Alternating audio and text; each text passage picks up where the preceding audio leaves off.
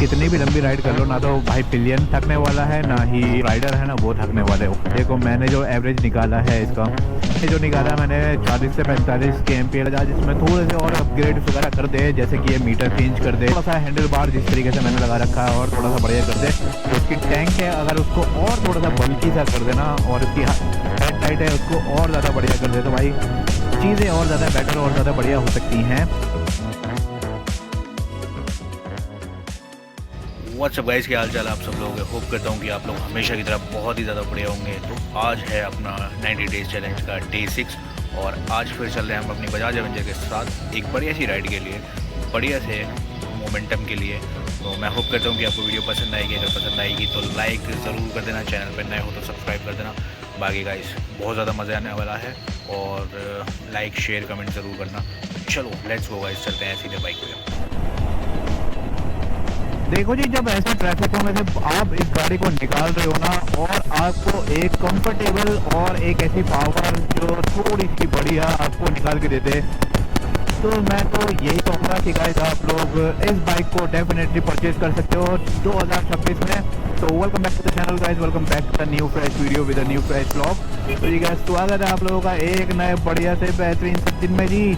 और मैं आज आपको बताने वाला हूँ अपने बजाज एवेंजर के कुछ ऐसे बढ़िया से पॉइंट्स जो कि गाइज आप लोग 2026 में कंसिडर कर सकते हो इस बाइक को लेने के लिए। आगे भाई देखो, मार्केट में बहुत सी बाइकें हैं जो आप ले सकते हो, ठीक है। क्रूज गाड़ी में जो 160 सीसी की आती है उसमें आप ले सकते हो। बाकी सबकी अपनी अपनी राय है, सबकी अपनी अपनी चॉइसेस होती हैं। तो आप लोग किस चीज़ पे जाओगे, तो यहाँ से वीडियो शुरू करते हैं गाइस। पहला अगर मैं बात करूँ परफॉर्मेंस के बारे में बात करूँ, तो देखो आपको डिसेंट सा परफॉर्मेंस इस गाड़ी में मिल जाएगा। और 160 सीसी का इंजन है, 160 सीसी के इंजन में आपको बढ़िया से देखो 100 से लेके 110 तक की स्पीड ये आपको मैक्सिमम दे देगी निकाल के, अगर आप हाईवे पे जाते हो। अगर स्पेशली अगर आप सिंगल राइड करते हो तो ये आपको 115-120 के आसपास भी निकाल के दे देगी, क्योंकि 120 मैंने इसको टच कर रखी है। तो अगर आप 120 भी चला सकते हैं तो जा सकती है। बाकी अगर आप पिलियंस के साथ जाते हो तो 110 और 105 पे इजीली आपको भाई क्रूजिंग करके दे देगी ये गाड़ी भाई, कोई भी विदाउट स्ट्रगल। बस थोड़ा सा अगर आप उसके ऊपर जाते हो तो स्ट्रगल तो करने लगेगी। अगर आपको और ज़्यादा पावर चाहिए तो भाई देखो, दो सेगमेंट में पहले ये गाड़ी आया करती थी, जो कि गाइज एक थी 180, एक थी 220, बल्कि 3 सेगमेंट में थी, एक 180, 120, 220 और एक 160।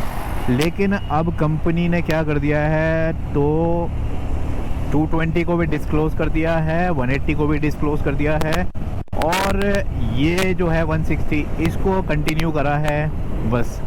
बजाज इसमें थोड़े से और अपग्रेड वगैरह कर दे, जैसे कि ये मीटर चेंज कर दे और थोड़ा सा हैंडल बार जिस तरीके से मैंने लगा रखा है और थोड़ा सा बढ़िया कर दे। तो उसकी टैंक है अगर उसको और थोड़ा सा बल्कि सा कर देना, और इसकी हेड लाइट है उसको और ज़्यादा बढ़िया कर दे, तो भाई चीज़ें और ज़्यादा बेटर और ज़्यादा बढ़िया हो सकती हैं। तो बजाज प्लीज़ इस चीज़ को ज़रूर करिएगा, ठीक है। फर्स्ट पॉइंट के लिए मैं बात करता हूँ, देखो कंफर्ट के मामले में ये जो बाइक है ना भाई, देखो one of the most comfortable bike है अभी तक की।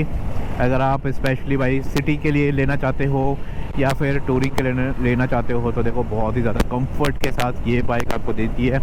आपको सिंगल सीट मिलती है इस पर, तो स्प्लिट सीट नहीं मिलती है इसमें, सिंगल सीट है। अगर आप पिलियंस भी उठाना चाहते हो तो विदाउट एनी डिस्कम्फर्ट के आप पिलियंस को भी बिठा सकते हो। तो देखो कंफर्ट के मामले में भाई बढ़िया गाड़ी है। अगर आप पीछे से बैक रेस्ट और लगा देते हो इसमें, जैसे मेरा गाड़ी का लगा हुआ है बैक रेस्ट, अगर आप वो भी लगा देते हो ना, तो भाई देखो राइडर प्लस और पिलियंस के लिए तो भाई कमाल की गाड़ी है।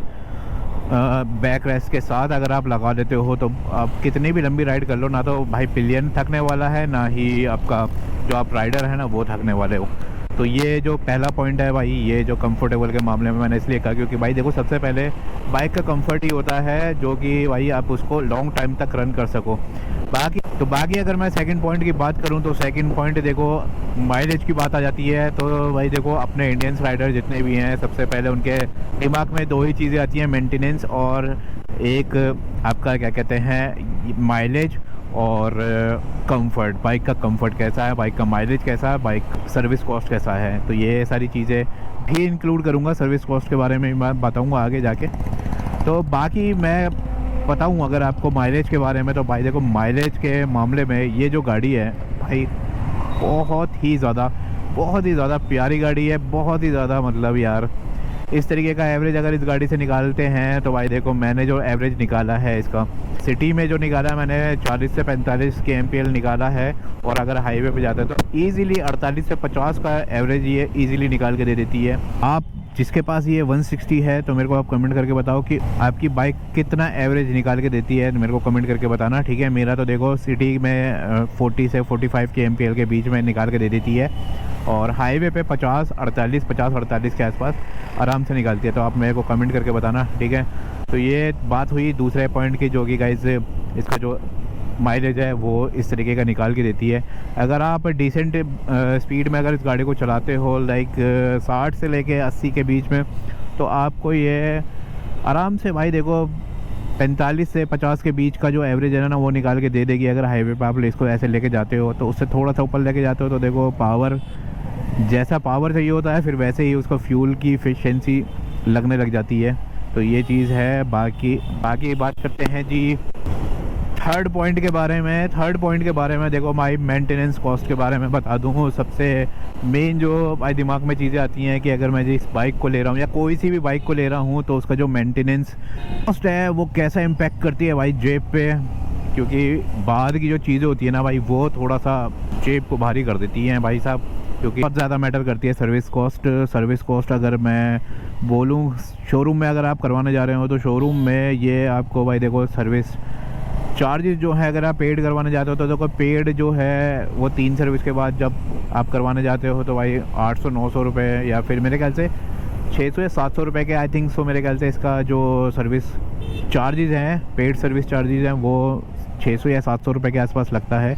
बाकी जो मेरा KTM का है वही बजाज में है तो भाई वो 900 रुपये के आसपास का लगता है। तो सर्विस कॉस्ट के बारे में अगर मैं बात करूं, अगर आप आफ्टर मार्केट यानी कि बाहर अगर आप करवाते हो ना तो भाई ये चीज़ देखो आप क्या कर सकते हो, बाहर थोड़ा सा कम में बैठ जाता है, 200-300 रुपये के आसपास में चीज़ें मैनेज हो जाती हैं। तो एक बढ़िया सा ग्रेड का ऑयल आ जाता है भाई देखो मोटियोल का, आप 7100 भी ले सकते हो, आप 4100 आई थिंक सो 4100 है या कौन सा है मेरे को याद नहीं आ रहा है, मैं बता दूंगा उसका, मैं स्क्रीनशॉट दिखा दूंगा उस ऑयल का, तो वो आप डलवा सकते हो। तो आपका जो ओवरऑल जो मेंटेनेंस है बाइक का, जो पूरी प्रॉपर सर्विस है वो 1000 से 1500 रुपये के बीच में हो जाएगी, जो कि भाई बहुत ही ज़्यादा डिसेंट है। तो एक ऑयल आपको पड़ जाता है 800 या 900 रुपये का, 7100 पड़ता है, जो कि मैं स्पेशली अपनी बाइक में इस बाइक में डालता हूँ। फ़िल्टर इसका चेंज होने की ज़रूरत होती नहीं है, जो एयर फिल्टर होता है ऑयल फिल्टर इसमें डलता नहीं है। आप 2 तरीके की चीज़ें डलवा सकते हो, एक ऑयल एडिटिव डलवा सकते हो इसमें, और ये आपको भाई 800 से 900 रुपये के बीच में दोनों चीज़ें कॉस्ट करती हैं। तो आप डलवाओगे तो इंजन की जो रिफाइनमेंट है ना वो और ज़्यादा बढ़ जाता है और ज़्यादा बेहतरीन हो जाता है। तो अगर आप ये चीज़ करवाओगे, तो मैं तो करता ही हूँ, तो आप लोग भी गाइस इसको करके देखिएगा तो आपको फ़र्क पता चलेगा चीज़ों का। बाकी चेन ल्यूब वगैरह हो गई और थोड़ा सा वॉश हो गया, वॉश तो खैर वहीं पे ही होती हैं वो। तो अगर ये सब चीज़ें अगर आप करवाते हो तो भाई देखो 1500 रुपये के अंदर ये सब चीज़ें हो जाएगी। 900 रुपये का आपका ऑयल जो कि ऑयल है और एक एडिटिव है वो 900 रुपये का। बाकी चेन ल्यूब वगैरह आप अगर अलग से लेना चाहते हो तो वो 100-150 रुपये का वो आता है। और जो सर्विस चार्जेस वगैरह होते हैं 200-250 रुपये अगर बाहर करवाते हो तो वो 1500 रुपये के बीच में आपका सारी चीज़ें हो जाती है, डन हो जाती हैं। तो ये मेंटेनेंस कॉस्ट के लिए भाई बहुत ही बढ़िया बाइक मेरे को अभी तक लगती है मेरी KTM से। तो भाई देखो काफ़ी अच्छा है, इसका जो मेंटेनेंस कॉस्ट है वो मेरे को निकाल के देती है ये बाइक। तो आप मेरे को बताइए कि आपकी जो बाइक है उसका जो मेंटेनेंस कॉस्ट है जब भी आप सर्विस करवाते हो तो कितना आता है, तो मेरे को कमेंट करके ज़रूर बताइएगा जिसके बाद बजाज एवेंजर है।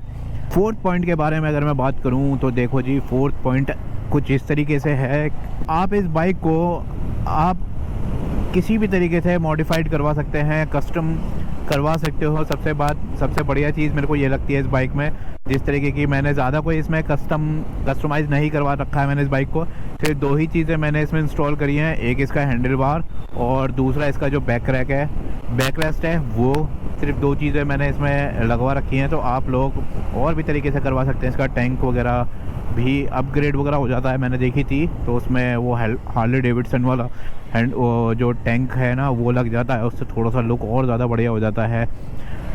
एग्जॉस्ट लगवा सकते हैं, एग्जॉस्ट लगवाने में कोई दिक्कत नहीं है, पर थोड़ी सी लाउड हो जाती है बाइक। लेकिन ये वाली जो है ना, जो ये वाला जो वर्जन है ना इसका एवेंजर का, भाई मेरे को अभी तक इसमें डिसेंट आवाज़ लगी है।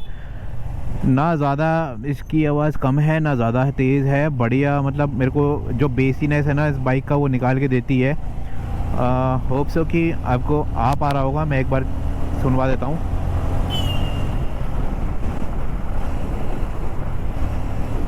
ये कुछ इस तरीके का साउंड क्रिएट करती है, तो डिसेंट है ये वाला साउंड जो है। तो चौथा पॉइंट यही है कि आप इसको अपने तरीके से आप इसको कस्टमाइज़ करा सकते हो, इसके हैंडल बार को, इसके मिरर्स को और इसके बैक रैक को, इसकी सीट कंफर्ट को और ज़्यादा बढ़िया कर सकते हो। तो ये चीज़ें गाइस आप कर सकते हो, चौथा पॉइंट है। और बाकी मेरे को और कुछ लगता तो है नहीं, और कोई पॉइंट्स के बारे में आप लोग मेरे को कमेंट कर दीजिएगा कि आपको इस बाइक से रिलेटेबल कोई भी क्वेरी हो, कोई भी क्वेश्चंस हो, मेरे को आप बता सकते हो। किसी भी तरीके की चीज़ें पूछनी हो मेरे को आप कमेंट करके बताना। बाकी मैं होप करता हूँ कि आपको ये वीडियो पसंद आई होगी। अगर वीडियो पसंद आई है तो एक लाइक और एक प्यारा सा कमेंट, और चैनल पर नए हो तो सब्सक्राइब कर देना। बाकी बेल आइकन को ऑल कर दो, और ऐसे ही लेटेस्ट वीडियो, लेटेस्ट ब्लॉग्स देखने के लिए stay tune, stay watch guys. मैं करता हूँ वीडियो को अब यहीं पर ही एंड, और मिलता हूँ फिर आपसे नेक्स्ट वीडियो में, नेक्स्ट ब्लॉग में। तब तक गाइज अपना बहुत सारा ख्याल रखिएगा। Bye bye guys and take care guys, take care.